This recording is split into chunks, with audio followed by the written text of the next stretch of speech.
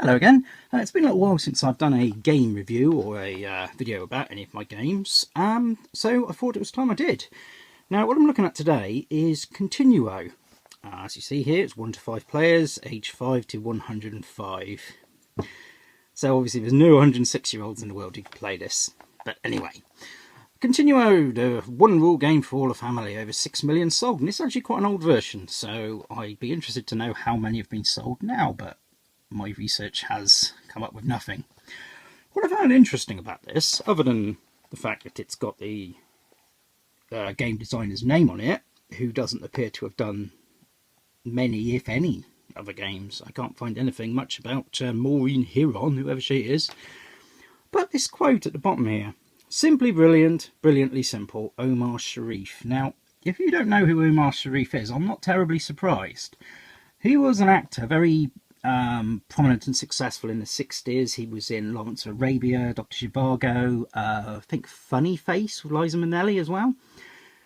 So why would you quote an actor on a game like this? Well, the only reasoning I've been able to come up with is apparently Omar Sharif had a secondary career in which he played Contact Bridge, the card game, professionally, if you can play it professionally.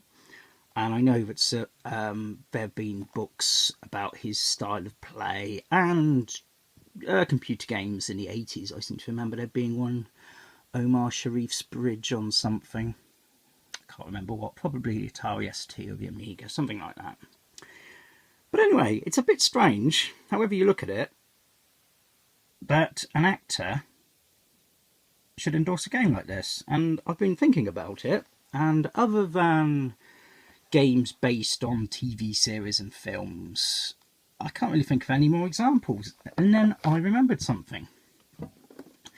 This is Perudo, which, as you can see, it's liar dice, which had a bit of a resurge in popularity due to it being played in some form in the Pirates of the Caribbean films. So, why is this relevant? Well, Stephen Fry is a connection here. Obviously he's an entertainer of all sorts, but he is an actor, and he has put his seal of approval on this. It's not here now because it was on the cellophane surround. Whee, that's fun. And I have opened this and it's really rather splendid. And I'll get to that another day. But the little quote from Stephen Fry is, Perudo, the second most addictive thing to come out of South America. So apparently it's very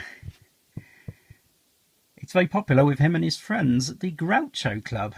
And I know all this because I've recently been reading his autobiography, his third, I believe, called More For Me, which he talks in quite a lot of depth about it. But we're getting off subject. Back to Continuo. So, open the box, what do we get? Well, this is quite an old version, so I don't know if anything's changed, but I don't see how it can have changed terribly much. So we'll take all these cards out. As you see, there's no instruction book. But we do have the instructions on the back of the box here. Strangely, as well as having a Continuo card which is just blank and no use at all, in various different languages, we have the instructions printed on extra cards, which is a bit odd. Well, anyway, I shall read the rules because it's very simple. Is this English? Yes, it is. So, shuffle and place to face... Try again. Shuffle and place the pack face down. Then simply take one card at a time from the top of a pack and place it up on a flat surface, touching but not overlapping at least one of the cards already placed, and matching as many chains of colour as possible.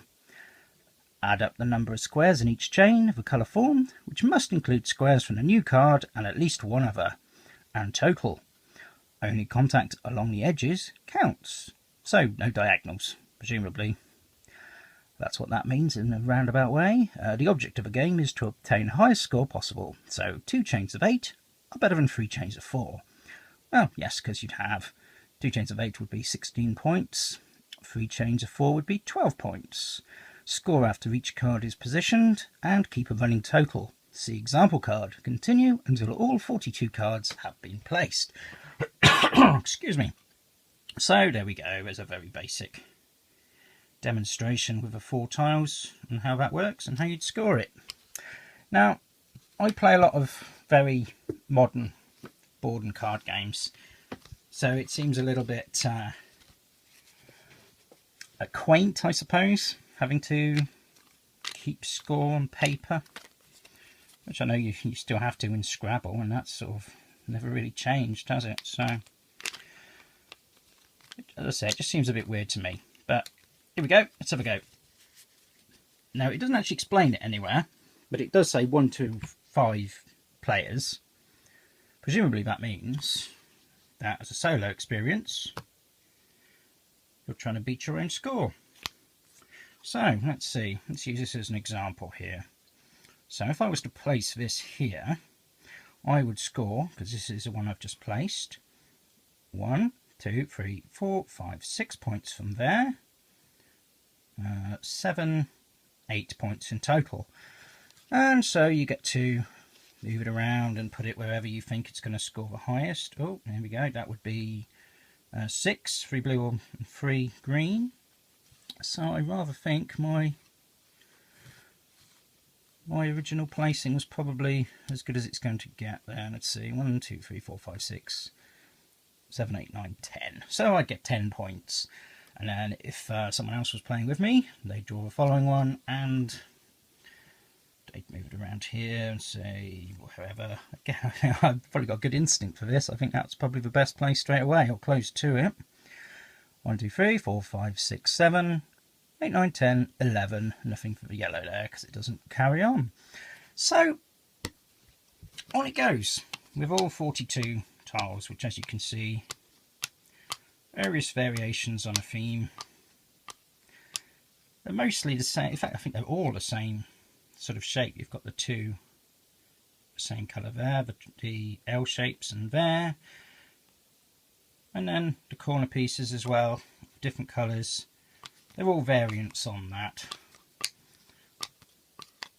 So obviously each time you play, if you shuffle these, you're going to get a different order of cards, and you might do better, you might do worse. And I find it quite a good thing just to mess about with. Now, this game, they sell it in WH Smith's, and it's normally about £10, which frankly I think is quite a lot for what it is. It's a very simple little thing, and it can't be very expensive to make, because I mean all you've got is these cards and a box. But I've looked around the internet and you can get it for £7 or £8, and it's worth having in your collection. Me, I paid 50p for it from a charity shop, so I'm very happy with that. So there you go, that's Continuo. That's all there is to it. I've played it a few times on my own, I've played it a few times with other people. It's nice enough, I like it. But if I had £10 to spend on a game and I didn't have this, well, there's a lot of better games out there for £10 and under, so take that however you will. So, that's it for now. I will hopefully be doing some more board and card game things. I'm likely to be away for a little while, so I'm going to try and get a load done and upload them while I'm away. So, as usual, subscribe and like if you like, and hopefully I will see you again on this channel. Goodbye for now.